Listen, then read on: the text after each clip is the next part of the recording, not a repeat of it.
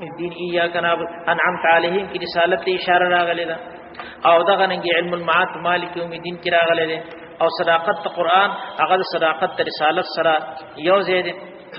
هغه پر رب العالمین کی راغلی ده یاد وساتئ دا الله تعالی تربیت تاسو چې عام یو تربیت روحانی دی بل جسمانی تربیت دی نو روحانی تربیت دا په شکل د قرآن او د رسول کې ځکه چې دا لکه څنګه ظاهر جسمانی تربیت ته محتاج یو روحانی تربیت هم رب العالمین د صداقت قرآن راغله د رسالت په کې مضمون راغله او انعمت علیهم رسالت راغله ده کانه منعم علیهم تفسیر چې الله تعالی کړی دی هغه په دغه فرقو اربعو دي که خمسه دی پاره سره الله تعالی من النبیین والصدیقین والشهداء والصالحین دغه فرق اربعه بدی فرق اربعو کې انبیاء شته کنه نو آکه رسالت هم اشاره راغله ده خو پر رب العالمین کوم ځکه تربیت عام دي روحاني او د جسمانی نه روحاني تربیت هغه د قران او د رسالت نه سینې کیږي او رسالت او قران د دوه امر مترادفین دا ګوره جی نو علم الاصول خو راغله دي علم الاحکام په یا کنه عبدو کې راغله علم القصص په انعام علیهم کې راغله ځکه چې دغه انبیاء علیهم السلام سابقین ذکر او دغه علم السلوک په یا کنه استعین کې راغله دي یا کنه استعین خاص تانه موږ امداد وړ باس بروسه او اعتماد فقط پتا باندې دی الله تعالی نو علم السلوک دا تفصیل رسو قرآن شریف کې راغله په دې کې د سلور علوم ذکر پکې راغله دا امام او راضی سے شپږ وای شاو الله سے 15 وای امام غزالی رحمت الله سلور وای بعض محققین علما وای چې مضامین درې دي دا آسان دي یو مضمون اصلاح العلم یعنی درستی د عقیده بل اصلاح العمل درستی د اعمال قرآن شریف جا پر جا د عقیدی ذکر کې او د اعمال ذکر کې او دریم ترغیب او ترغیب دام د اصلاح د علم او د اصلاح العمل لپاره چې عقیده ټیک کې ښه کني دا چلبو شي دا چلبو شي که غلط عقیده دی وساتل دا چلبو شي که صحیح عقیده دی وساتل دا چلبو شي ترغیب دې دا درې مضامین دي او ظاهر ده چې اصلاح العقیده دا الحمدلله رب العالمین الرحمن الرحیم مالک یوم الدین ایاک نعبد کې اصلاح العمل ته اشاره او ترغیب انعمت علیهم کې ترغیب ته اشاره ده مغضوب علیهم ظالم کې ترغیب ته اشاره ده نو دادری مضامین دي تفصیلا قرآن شریف کې بیانېږي په فاتحه الکتاب کې اجمالاً راغلي دي درې مضامین کلیات مضامین او بعض علما وایي چې اصل کې مضمونونه دوه دي مضامین د قرآن شریف دي التحلیه بما يرضى الله به التحلیه بما يرضى الله به ځان محلا کول په هغه عقیدی او عمل سره چې خدای پر راضي کی الکه په تحلیه کې دومره غټه ګیړه د تحلیه چې سوایا تحلیه بما يرضى الله به څه شی دی هر خوې هر عقیده هر عمل دا التحلیه بما يرضى الله به او بل والتزکیه عما نهى الله عنه تزکیه او تخلیه د هغه شی چې الله تعالی دې منع کړی نو تخلیه او تزکیه د عما نهى عنه الله نه دام غټه ګیډره هر عقیده غلطه هر عمل غلط فاسد هر خلق فاسده داغین تزکیه او تخلیه وې دا قرآن شریف مضامین اجناس کلی مضامین دادو دي تحلیه بما يرضى به الله تزکیه او تخلیه عما نهى عنه الله نو الحمدلله رب العالمین الرحمن الرحیم مالک یوم الدین ایاک نعبد و ایاک نستعین اهدنا الصراط المستقیم ټول تحلیه ده مغضوب علیهم ظالم کی تحلیه اشاره غیر المغضوب علیهم ولا الضالین او عجیب کاردار چې د ټول اسمانیو کتابونو مضمون په دې څلورو کتابونو کې دي په دغه درو کې دي تورات شریف کې دي زبور شریف کې انجیل شریف کې تورات شریف موسی علیہ السلام باندې نازل شوی دی انجیل شریف عیسی علیہ السلام زبور شریف داوود علیہ السلام دغه صحائف او دغه صحیفو په دې آسماني کتابونو کې د هغې نه ټول پروت دی خلاصه دغه درو کتابونو هغه نه ټول قرآن شریف کې پروت ټول د ټول قرآن شریف خلاصه حاصل په فاتحه الکتاب کې پروت اوس مونږ ته بیان کړه که تخلیه واخلي او کنه څلور مضامین واخلي امام غزالی رحمت الله علیه په نظم علم الاصول علم الاحکام مفصل مسلوک او کنه د امام رازی رحمت الله قوله چې غشپک دي کنه د شاو الله سے والي په نظم چې مزاحم دامت نشان دي یو کړ چې فاتحه کې دغه غزوین کې راغلي نو ټول قرآن شریف هغه حاصل انا ټول په فاتحه کې پروت دی او د فاتحه الکتاب هغه خلاصه او نټول په بسم الله کې پروت دی په بسم الله کې تحلیه ده بسم الله الرحمن الرحیم الله ذکر شوی، رحمان او رحیم ذکر شوی. نو د الله تعالی په صفاتونو کې چې رحمان دی، د الله تعالی په صفاتونو کې رحیم دی. رحمان کې هغه نعم د دنیا دی او رحیم کې آخرت ته اشاره ده. نو په آخرت کې الله تعالی چاله ثواب ورکړي، چاله سزا ورکړي. په دنیا کې الله تعالی تربیت مومنانو کوي. نو تربیت مومنانو چې کوي په دې طریقې سره کوي چې جلب منفعت کوي، لیکن په دې طریقې سره کوي چې دفع د مضرات نه کوي. نو په دفع د مضرات کې خلقو خامخا خوشحالي وکړي د بعضی کسانو. دا خلق چې الله تعالی هلاک دا په حقیقت کې د مؤمنانو تربیت دي. مسله باندې پوهیږي تاسو. نو الرحمن الرحیم کې تخلیه تحلیه ده، ولیکن اجمالا د وريات ساتي. دا الله تعالی د دې لوی صفاتو مالک دی چې رحمان او رحیم دی والله دی. او دا مضامین د فاتحه الکتاب چې بسم الله کې اجمالا پراتري دغه په کلمۃ البا کې اجمالا پراتري. په کلمۃ البا کې ځکه با د سره بار ده، والباء للالصاق، بعد الصاق د بار او الصاق بالله، الصاق د الله تعالی سره ځان ملصق کول. دا په صورت تحلیه او د تخلیه کې راځي. بس نو تحلیات تخلیه مفاد د ټولو مضمون د قران شریف چې په فاتحه کې راغلي دي او په بسم الله کې د اشاره راغلي ده او با خو د الصاق ته پاره ده. الصاق د الله تعالی سره په تحلیه په تخلیه په شکل کې راځي. نو په کلمۃ الباب کې تخلیه او تحلیه ته اشاره ده، ځکه عباد الصاق ته پاره ده او الصاق مع الله د تحلیه تخلیه په شکل کې راځي. نو دوی وایي یو مضامین د قران شریف په فاتحه کې دي، د فاتحه هغه په بسم الله کې دي.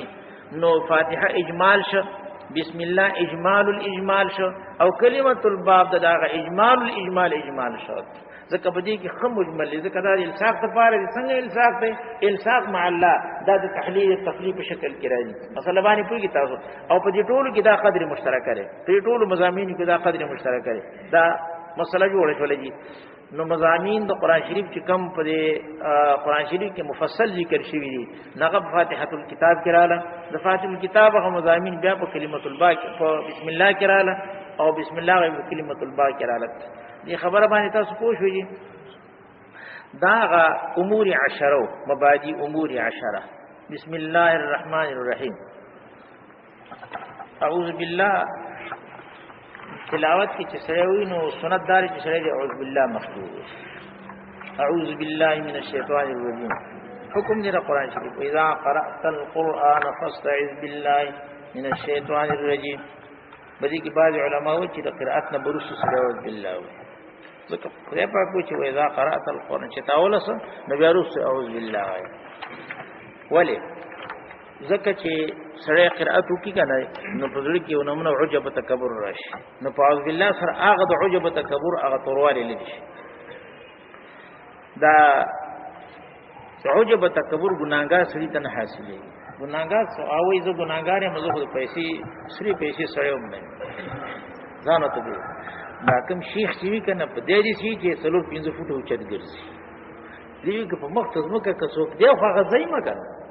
زما په شانتي خسړې پاک سړې فرشته بسو کی ځکه چې دا کار کوم دا کار کوم.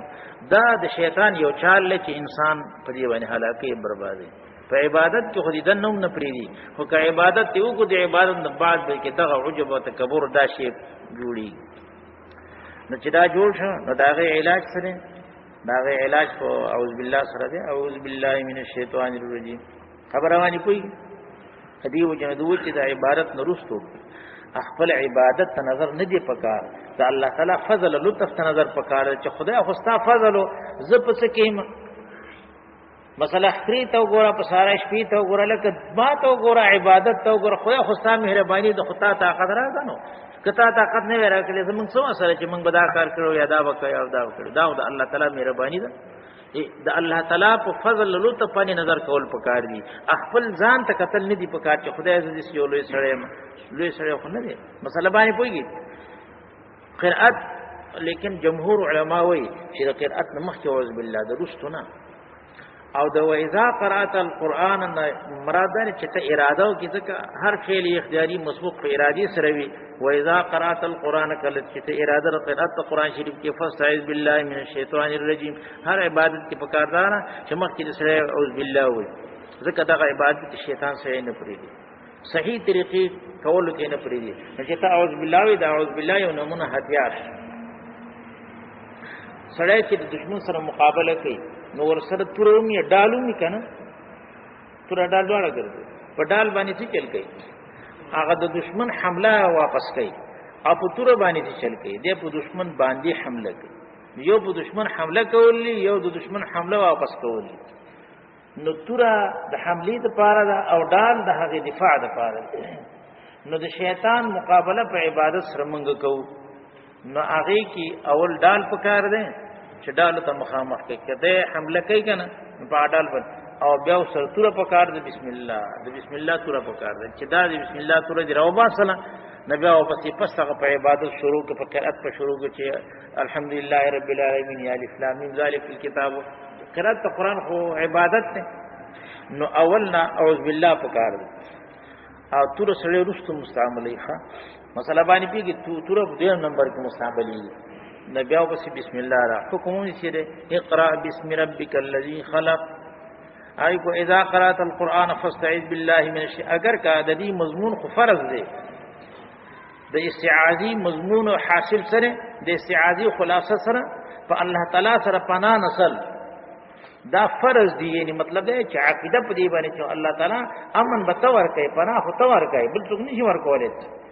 نو دا په حقیقت کې راځي دا توکل علی الله تعالی په الله تعالی باندې توکل کول دا فرض دی مضمون فرض دی او د الفاظ ویل سنت تلاوت دی هر تلاوت چې سره کېنی په ابتدا کې الفاظ اعوذ بالله من الشیطان الرجیم ویل سنت دی او د دې په مضمون باندې عقیده ساتل الله فرض کې حکم راغلی چې واذا قرات القرآن فاستعذ بالله من الشیطان الرجیم هغه مضمون باندې عقیده ساتل فرض دی ځکه حکم دی خو هغه داغه حاصل او انجام نه مگر توکل برسو په الله تعالی باندې هغه تراجی کی مسله باندې پوي نو اعوذ بالله دی اعوذ بالله کې استعاذہ ده مستعیذ څوک دی قاری څوک تلاوت او مستعاذ به څوک دی الله دی اعوذ بالله نو متکلم مستعیذ دې پناه نسی 50 سره پناه نسی په الله تعالی سره پناه نسی مستعاذ منه سده من الشیطان الرجیم ز پناه نسم او پښتو کې موږ پناه غواړم دا غختل د غواړم ته کې دا د سین طلبي معنا ده استعیذ بعد علما وایي چې دا لفظ د استعیذ ځکه چې په قرآن شریف کې لفظ فاستعذ بالله راغلی استعیذ بالله من الشیطان الرجیم په دې مانځ کې دا صيغه ده کنه څوک اعوذ و څوک استعیذ یا دواړه ټکیات ساتي ګوره خجي مسله باندې پوهیږي استعیذ بالله من الشیطان الرجیم اعوذ بالله من الشیطان الرجیم همغه په پښتو کې چې ترجمه پناه غواړم دا پناه غواړم دا د استعیذ ترجمه ده او د اعوذ ترجمه پناه میګیرم زه پناه نسم په الله سره اعوذ بالله پناه غواړم نه طلب معنا چې راغنه غواړم طلب معنا په سینې طلبي کې راځي دي که حسین نشته راکړي نو اعوذ بالله پناه نسم په الله سره د چانه پناه نسی من الشیطان الرجیم د شیطان رټل شي نه په الله تعالی سره پناه نسم د شیطان نه چغه رجیم دی فعیل دی درجه من دی دا د الله تعالی د دربار نه رټل شوی دی شړل شوی دی اعوذ بالله دا دال چې ودراو بیا به ورپسې سوې بسم الله الرحمن الرحیم بسم الله الرحمن الرحیم په دې بسم الله کې سم مباحث دي یو د بسم الله شان ورود سره بل بسم الله فضیلت سره بل بسم الله کې غنور مباحث دي دله کې بخو موږ داو چې را د فاتحین جزء کې جوړ نه دي روایت کې راځي حضرت عبد الله بن عباس سره ابو داود ذکر کړل او سنن بیهقی کوم راغله حاکم ذکر کړل حضرت الله بن عباس سره چې رسول الله صلی الله علیه وسلم لا يعرف فصل سوره من السوره پیغمبر علیه الصلاه والسلام به یو سوره د بل سوره نه جدای نه پیژندل نو الله پاک بسم الله نازل کړه د بسم الله بچ نازل شو لکه د واحد سره دا پته ولګی چې دا اوس نوې سوره ده نو بسم الله سبب د نزول څه ده فصل ده په مابین دی یو صورت کې د بل صورت نه تفریقه د مابین دی یو صورت کې د بل صورت نه نو مخکې رسول الله صلی الله علیه وسلم بسم الله نو مخکې رسول الله صلی الله علیه وسلم فصل دی یو صورت د بل صورت نه پیژن او بسم الله د دې لپاره نازله شوی را چې رسول الله صلی الله علیه وسلم فرق ولی فصل الله ولی جنا مستقل صورت شروع او مخکې مونږ ته ویلو چې قرآن شریف الله تعالی اوږد کلام نازل کړی دی لیکن یو کلام واحده متصله ممتده نه دی بلکې څه جوړ کړلی پکې تا ونزلناه تنزيلا یو انزال یو تنزيل انزال اغه نزول دفعه واحده ته وي چې یا بارګي یو کلام راځي یو تنزيل له باب تفعیل کی معنا د حدوث پرته نو تنزيل له تدریجا نازل ده لګ لګ حصہ حصہ نازل ده ونزلناه تنزيلا دا موږ په دمه د منازل کې په دری شو کالو کې مکمل قران پر شوي د واحد په اعتبار سره نو دا الله تعالی یو واحد متصله کلام نه دی بلکې سورتونه دي قطعی دي او الله تعالی د دې حکمت به وفرقناه وقرآنا فرقناه لتقرأه على مكس علمناه ونزلناه تنزيلا آسانی د باندې راشي خلق ته آسانی راشي الکه یو وګد کلامي نو پیغمبر علیه الصلاه والسلام سره الله تعالی وعده کړی و چې به ته یادوم لیکن په امت باندې ګران وکنه بوات ګران بوډه زیاته ګران بو اچي صورت شي نو په صورت کې چې یو سره حفظ د قران کې یو صورت یاد کی اشیا وای دې په بریتان الله سره کوي کنه راکاږي چې یو صورت خو یاد کړ یو پارا خو یاد کړه یو رکوع خو یاد کړه دې چې دا صحیح صدا یو پوړی شي د پاره دا یو د پاره یو قسم پوړی شي دې په دې باندې خوشاله شي نو نشاط راشي تازگی راشي چې خشل یو صحیح صحیح من کلام کو یو مبتدی متصل کلام بیا خو دغه باندې بالکل خپل عجز به متصور کړ چې دا دومره کلام سو یادول شي دومره کلام سو کې دومره وګد کلام سو کې یادول شي نو دا عجز د وجنه به ډیر کرتے به حفظ پریخه ہوگا بدی کې نور حکمتونه دي الله تعالی دا آیات کې اشاره کړی دا الله تعالی په دې بنیاد باندې دا کلام یو ممتد متصل کلام نه دی نازل کړی تفریقه د پاره بسم الله نازل شي د تفریقې لپاره بسم الله نازل شي رسول الله صلی الله علیه وسلم په فضل د یو سورت د بل سورت نه پیژن چې بسم الله باندې لښوا نه دا پته ولګی چې نوې سورت شروع شان ورود خدای له ولکه د بسم الله الرحمن الرحیم فضیلت دوه اداره یو محدث ته ابن الدیلمی داغه یو کتاب دی مسند الفردوس هغه کې یو روایت راغله د حضرت عبد الله بن مسعود روایت غالبا هغه وای چې وسره دا غواړي چې زه د زبانیو فرشتو د غریف نه محفوظ شې هغه دی بسم الله لولي دا بسم الله ورد دی کنه دا وظیفه دی بسم الله دا هم زبردست وظیفه ده زبانیه هغه فرشتي دي چې د جهنم داروغان دي سندع الزبانیه د جهنم داروغان جهنم نگرانان فرشتي هغه ته زبانیه وای او هغه ډیر زوروري دي الله تعالی هغه په جهنم مقرر کړی دي نو حضرت عبد الله بن مسعود نوای که یو سره دا غواړي چې د زبانیو فرشتو د غریف نظم محفوظ شي داغه د نسل نظم محفوظ شي ناغه د بسم الله وي د بسم الله په ور سره د بسم الله په وظیفه کولو سره خدای پاک د زبانیو فرشتو دغه نسه محفوظ کیږي فضیلت بسم الله الرحمن الرحیم ول فضیلت لپاره د بسم الله خدا کافر جو ټول نو قران شریف مضامین اجمالا ټول بسم الله کې کم شی چې جامع هغه افضل وي متوین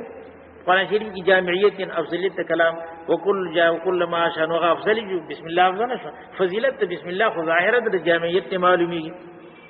دا الله تعالی نمونه پکې راغلي دي باقی دغه قاضی بیزاوی چې سر نه په بسم الله الرحمن الرحیم د تفسیر شروع کړي د ناغه د بسم الله نه شروع کړل د بسم الله تحقیق قاضی بیزاوی کړل نور مفسرین نه کوي او دا وجدان چې د قران شریف یو حصہ ده ناغه د قران شریف تفسیر کوي اول جز په کې ته بسم الله ده نو دی وجه بسم الله نه شروع کړي ده اختلاف به کې ته بیان کړي زمونږه د احناف او د امام مالک رحمت الله علیه زمونږ مسلک ده چې بسم الله دا فاتحین جز نه ده دا د سوره فاتحین د غرنګ د هر سورت نه دا جز نه ده هر یو سورت چې قران شریف بسم الله په کې په ابتدا کې خوشتا لیکن دا د سورت حصہ نه ده مستقله کلمه ده مستقله جمله ده د ټول قران نه یو آیات ده د ټول قران نه دی وجنه په ختم کې چې دغه کې دا حافظان نو بسم الله الرحمن الرحیم یو ځل په جهر سره وایي څوک د قل والله حسره یو ځکه څوک اری سوره سره چې زموږ خو یو ځل په غي بنې جا ما سیوا د هغه بسم الله نه چې هغه په سوره دغه کې راغله نمل کې سورې نمل کې چې راغله هغه نه دا کوم چې په ابتدا د سوراتونو کې دا بسم الله کې خبره ده. نو زموږ د احناف مسله دار چې را جز د قران نه ده لیکن د یو صورت نه جز نه ده. د متأخرین احناف مذهب دي. متقدمین احناف مالک رحمۃ اللہ چې هغه د قران نه حصهم نه ده. بهر تقدیر خراجی قول متأخرین دي. شافعیون په دې باندې قول کوي چې هغه د قران نه جز ده. خود دینه بعد بیا احناف چې را د یو صورت نه جز نه ده. اشوافی په فاتحه کې قاطبتن ټول په دې قول کوي چې فاتحین خو جز ده. د نور سورتون بسم الله جز ده کنه ده. هغه کې بیا د شوافی دوه قول دي چې د هر صورت نه جز ده. اڅو کې چې نور سورتون نه جز نه ده. خو د فاتحه نه جز ده. مسله باندې پوهیږي تاسو دا د امام شافعي رحمۃ اللہ علیہ قول له او زمون په نسبت باندې دا نه د فاتحین جز ده ان د سوره بقره نه جز نه د بلنا نه د بلنا دا چې څه سورته دي 14 سپاسل یا 14 سپاسل سورته دي بیا بر اختلاف کې سوره انفال او سوره توبه کې څو کوئی دا یو سورته څو کوئی دو سورته دي. نو په اعتبار سره یا سورته 14 جوړيږي یا 14 جوړيږي. مثلا 14 سپاسل یا 14 سپاسل سورته نو دغه ځای کې دغه نه ما سوا نور هر صورت په ابتدا کې بسم الله راغلی ده. هر صورت په ابتدا کې بسم الله راغلی ده. موږ دا صورت نه جوړ نه ده. اصل مستقل یو آیت دی ټول قران یو آیت دی لیکن دا د صورت نه جوړ نه ده. دا زموږ د احناف مسله ده. ها په مانځ کې د دې ویل سنت دي. شافعي وایي چې دا فرض دي. امام مالک رحمت الله د سر نه وی هغه دغه نه ده. ناغوی د سر نه ویل کېږي. امنګ شافعي چې ویل کېږي لیکن شافعي د فاتحین جزء نه په جهري مزونو کې په جهر کوي. امنګ وی چې نه په دې کې جهر نشته. د فاتحه یا د بلې صورت نه جز نه ده او د قرآن نه خو د مانځ کې د هر رکعت په ابتدا کې ویل سنت دي. مونږ څه ویو کنه لګا مسله باندې پوهیږي تاسو. بسم الله الرحمن الرحیم یو بحث په بسم الله کې د فضیلت ته یو د شان ورود دی. یو دا مسله چې راجوز دی کنه دی. نو موږ یو چې راجوز د قران نه دا او د سوره دغه نه جوز نه ده. او شافعي و چې را د ټول نه جوز دی. دغه چې کوم قاضي بيزوي شافعي مسله کوي دی و جناغه بسم الله دغه نه جوړ کړ. بیا به کې تشریح کړي ده بسم الله الرحمن الرحیم اول په کې تبارک غنه اور پکې اسم راغله ده اور پسې لفظ الله راغله ده اور پسې لفظ رحمان راغله ده اور پسې لفظ رحیم راغله ده. بيد پر ګن شی معنی دي کوم معنا ده لیکن مراد را اسم صرفی تحقیق په کړل چې اصل کې دا وسمون ده که اصل کې سمون ده بنا پر اختلاف د پسران د کو شان هغه مسله کړی ده. او بیا اسم لفظ الله ده نو لفظ الله دا ابتداء اسم عالمی دی علم شخصی دی د الله تعالی پر دا ول کو زمانم زید دستان عمر د زمون فلان دی و دا زمون د پر اعلام شخصیه دی. نو اسم د الله تعالی عالم شخصی ذات نه مشخصه د الله تعالی د پر وزري کنه دا د قبیله د اعلام غالبون دی. عالم غالب دي ته چې هغه لفظ اصل کې د جنس لپاره وځي خو په یو فرد دی جنس کې هغه خصائص د جنس زیات موجودي. نو په هغه یو فرد جنس کې د استعمال زیات شي حتی چې بيد قرینه دغه فرد هغه سيږي. بيد قرینه دغه فرد هغه سيږي. رحمان یعنی هغه ذات چې د هغه رحمتونه ډیر زیات نو ډیر زیات رحمتونه خو صرف د الله تعالی دي. نو رحمان فقط الله تعالی کني مفهوم کلی مفهوم دي. مسله باندې پیږي تاسو یا څنګه مسله دي یا لك اله واخله یو الله دی یو اله دی. نو اله مطلق معبود ته وي مفهوم حقوقي دی لیکن معبودی به حق خو یو معبود واقع خو یو ذات تبارک تعالی دی. نو اله الله تعالی ته وي. مسله باندې پیږي تاسو یو الله دی د الف لام چې بداخل شي او ادغام وکړي شي دغه نه بعد دی علم دی مثلا ولیکن عالم شخص دی. او قاضي بيزوي ترجیح دي ته راغل چې دا عالمي دا قبيله اعلام غالبون دي او بیاروس مختصر په استعمال کې بذات تبارک تعالی پورې خدا عالم شخص ته کده عالم غالبون دي. او دا لفظ بلا تغییر بلا اشتقاق چې دار چانه مشتق نه دي سری دس یو براسه لفظ دی و د شعر د ذات مشخصه ده پاره او کنه در چانه ماخوذ دي. نو قاضي بيزوي چې را ماخوذ دي الله ماخوذ دي الہن. نو بیا وو طریقو سره هغه اخذ کړل یا د الہ نه ماخوذ دي کده ولاه نه ماخوذ دي. مثلا باندې کده الله الیه نه ماخوذ دي اجوفتی ک محمود دي. دا وو طریقو سره هغه بیان کړی دي او دا راجش کړی دا غره او د سیبیه قول له او دا راجی قول له چې دا چانه ماخوذ نه دي او دا د قبیله د عالمي اشخاص نه دي عالمي شخص دي. دا علم دي لکه زید زمانوم دی بکستانوم دی دغه شان عبد الله د نوم دی عبدالرحمن د نوم دی دغه رنګ الله ذات واجب الوجود داغه نوم الله دی الله داغه عالم دی ول عالم شخص لکه زید عالم شخص جزئی حقیقی دا لفظ الله اده چانا ماخوذم نه دی لکه څنګه چې ذات الله تعالی کی تغییر تبدل نشي په اسماء کوم دغه شان تغییر تبدل په اسم کې نه دی راغلی دا عالم شخص له لپاره د ذات اده چانا ماخوذ نه دی دا قول په کې دي سیبره او ډیر محادیل ترجیح ورکړي چې دا غوړه دی مثلا باندې پوي دا درجه د موصوف ته د دې وینې د دې مخکې کول پکار دي او بیا رحمان او رحیم دی دا ټول تحقیقات قاضي بيځوي کړی دي چې کله وایي مخلبه مراشي د با تشریح پکار ده او د اسم د ټکی تشریح کړی ده د اسم د الله تشریح د تکړی ده رحمان رحیم ټکی تشریح ده رحمان او رحیم یو وزن د فعلان دی بل وزن د فعیل دی ټول صيغتين د صفت مشبہ دي او فعیل وزن کې تاسو ویلي څو کې صيغه د مبالغه ګرځي او عام مسله خدای صيغه د صفت مشبہ را لیکن دومره چې پر رحمان کې حروف زیات دي رحیم نه رحیم کې څلور ټکی دي او پر رحمان کې 15 ټکی دي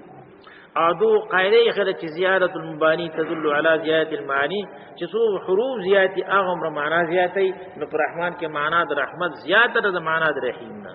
خودم رضا چې هيئت له اعتبار شته ادری اول هيئت او شکل لدی سره فعلان وزن دی د فعلان دا وزن چې چری مستعمل شي په امور غیر قارو کې مستعمل شي په امور حادثو کې مستعمل شي عطشان تگی ته وای نو تم د زر ختمیږي کنه ختمیږي زر راضی کنه راضی ریان چې پوبو باندې مور شي او سړی ته ریان شبعان چې پروټي مور شي هغه ته شبعان وای نو عطشان ریان شبعان دا ټول امور حادثه غیر متقرره دي کې دوام نشته دا زر ختم نو رحمان یعنی هغه معنا خود رحمت په زیات کوي او د الله تعالی د رحمت ته زیاتوالی رحمت خو یو صفت دی خو کمی زیاتې نه دی یاد وساتئ ګورئ ښا رحمت خو یو صفت دی چې الله تعالی صفت دی لیکن دی خو کمی زیاتې په صفت کې نه راځي خو په دې کې د زیاتوالی د کموالی هغه معنا هغه په اعتبار د متعلق سره ده د مفعول به په درجه کې مثلا رحمت په چا پورې متعلق دی چې په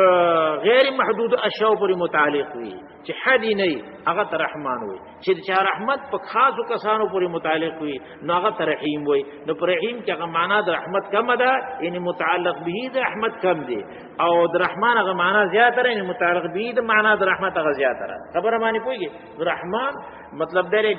بے نهایت بے حد رحم والا چې دغه د رحم کولو اندازه نه پچا پوری متعلق ہے کافر پوری متعلق دے او مومن پوری متعلق دے تو گناہگار پوری متعلق دے په مطیع پوری متعلق دے ہر چا پوری متعلق دے اللہ تعالی دی رحمت رحمان یعنی بحد مهربانه چې هغه د مهرباني حد نشتا هغه حقيقي رحمت چې واقعي چې ګوره یو خو زما سره چا باندې شفقت دی منګه چې په چا باندې مهرباني کو نو زمنګ غرضیان ولالچیان یو من په کې یا د دنیا لالچ قصد دی یا د آخرت دی یا ثواب مقصد دی یا په دنیا کې څه شهرت یا څه شی مقصدی زمونږه او الله تعالی د خپل بندګانو باندې چې رحم کوي انعام کوي نه د دنیا لالچ دی نه د آخرت لالچ دی الله تعالی حقيقي منعم دغه دی حقيقي رحیم دغه دی بیا الله تعالی چې انعامات کوي خپل کورنی رحمتونه په خلق باندې وره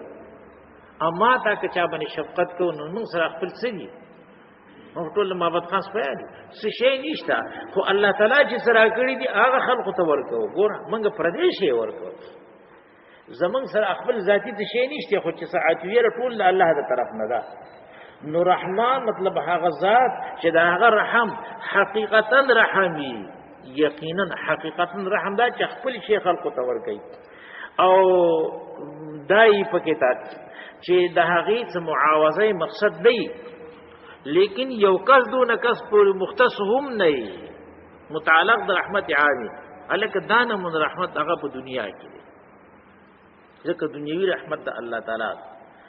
هغه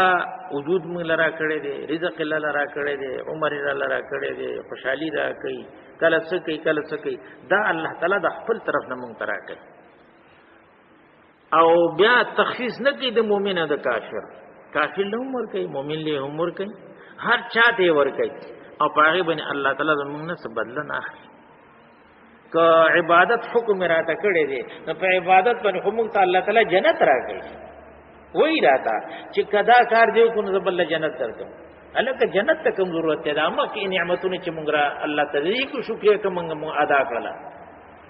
خدا د الله تعالی مهرباني څه شی راخنه غواړي عبادت که حکم را تکي داغه په اوت کې راته الله تعالی جنت خو چې دغه بل در کوم دغه بنگلا دغه خوشالي بل در کوم او ځان له خبره کني په واقع کې دوی وای چې دا جنت ته بوتله د الله تعالی په فضل سره دی کني دا موږ خپل اجرت اصول کړی دی مخکې دا وګړي ک اجیر چې خپل اجرت مخکې عمل نه واه یو سره جاړي د عمل نه مخکې واخلي ما خاو پرې وسه مزدوري کوم څو پیسې ورا کېل ک 100 روپۍ دغه دی واخله واخلي اوس دې پورته کدونه ما خاو پرې جاړیو کړل د دروس ما خام بیا حق رضی لکه ما خام ځکه د خساره غسیری یو ځل منګ اخشانی لیکن دا جنت ورکول الله تعالی مهرباني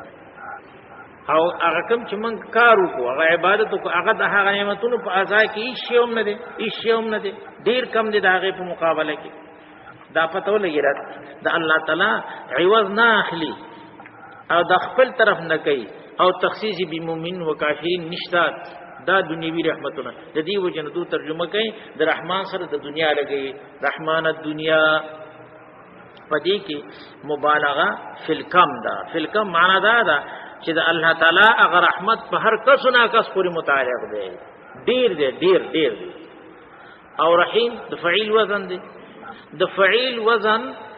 ماده یو ده خود فعیل دا هيئت چې کوم نه دا وزن دا په امور ثابته او دایمه او مستعمليږي په کلام عربي کې لکه د فعلان وزن دا هيئت دا په امور غیر قار او امور حادثه کې مستعمليږي نو فعیل دا په امور دایمه او باقیو کې مستعمليږي رحیم فعیل دی کنه جی جمیل د څه نه چې سات په ساتي خسته کی خو سره چې خسته یو دا خصواله دا صفت ده نو د سی ویا جمیل واخلا حبیب واخلا د فعیل وزن چې چری راځي کریم واخلا شریف واخلا مثلا باندې پیږي تاسو دا څه مطلب نه چې سات په ساتي دا کار کوي شبعان شریان خو سات په ساتي پته وږي کیږي مړېږي دا امور حادثه دي ادا په حدوث باندې دلالت نه کوي حدوث باندې دلالت نه کوي د لفظ طرف نه بني آدم حادث صفات خطول حادث دي خود لفظ طرف نه دلالت په حدوث باندې نشته